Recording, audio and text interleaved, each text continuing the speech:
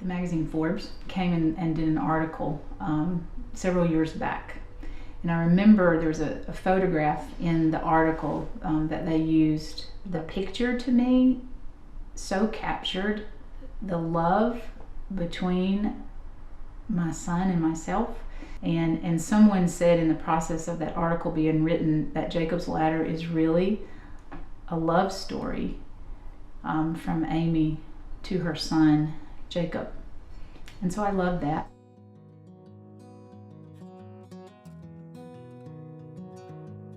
Our core values are hope, truth, and love. And for me, hope represents this complete, pure belief in the power of transformation. Jacob was born with a diagnosis of pervasive developmental delay. And I can think back when I got those first diagnoses, and I ended up with all these documents of all the things that were wrong with him. Those were sad and desperate and fearful days. Even on the tough days when he was struggling just with the basic things of life, if you looked at his face and you looked at his eyes, was this knowing and this kind of light and this twinkle that just said to me, gosh, I'm in here.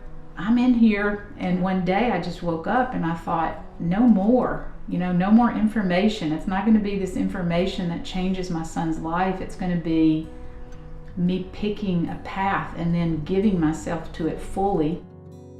The fullness of your grace is here with me. The richness of your beauty is all I see. The brightness of your glory has arrived. In your presence, God, I'm completely satisfied. He's now 20 years old and he passed his driver's exam, and he has a black truck and he loves to drive, and he's an avid reader, and he's also a teacher here at the school, and has such a gift for sharing his life and his knowledge with the children that we serve. I feel like my perseverance and my patience has been strengthened so much just working with the kids that I work with, and just staying with them and staying focused and trying to keep them focused, and also just them teaching you so much and like teaching you how to live life, because they are filled with so much happiness and so much joy, and you just feel like coming off them, and you just want to mirror that off them. For you, I sing, I dance, rejoice in this divine romance. Lift my heart and my hands to show my love, to show my love. So the Jacob's Ladder methodology is a model of neuroplasticity. It's a brain-based model that is changeable based on the child that walks through the door. So their day is going to be built for them specifically. When you apply the methodology and you do it very consistently, because that's how the brain works, it changes and grows and adapts based on the stimulation it receives. So a child here at Jacob's Ladder is going to get a very individualized, intensive day that is specially designed for them. And combining it with so much hope and love and compassion for the children that we serve, that in my heart I feel like it's the best in neuroscience, and it's the best in how one human being gives to another human being in a form of sacrificial love.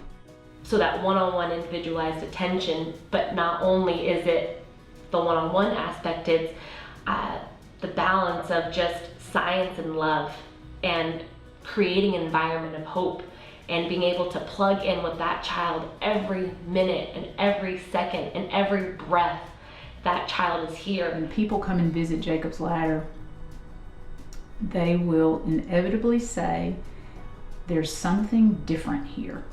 I feel something different here. And then they'll walk through and they'll see the staff working with our children, and they'll always say to me, where in the world do you find these people? Where do you find these beautiful people?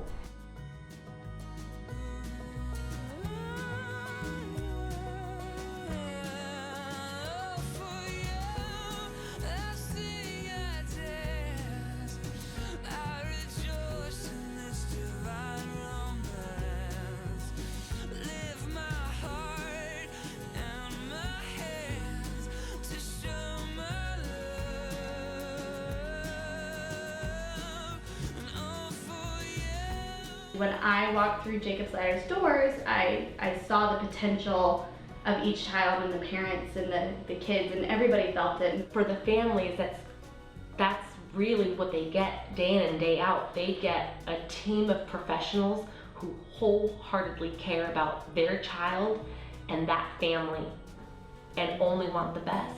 People come and they visit and they feel the spirit of the people here, and they know that these people arrive at the front door of this school, and they all have very busy and sometimes complicated lives outside of their work here at Jacob's Ladder, but they have made a decision to leave those other things at the door and to walk in and empty themselves of their own frustrations and their own issues and problems and concerns and complications in their own lives, and which we all have, you know, but they walk in and they empty themselves of those things, and then they just become a vessel for delivering hope, truth, and love.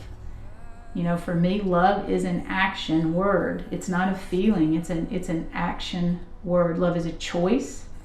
It is something that you show up for every day, whether you feel like it or not. It is an act of honoring and holding someone else's higher good, their better good, even above your own. The methodology that's been created over the last 17 years of my career is really useless unless someone delivers it with that spirit.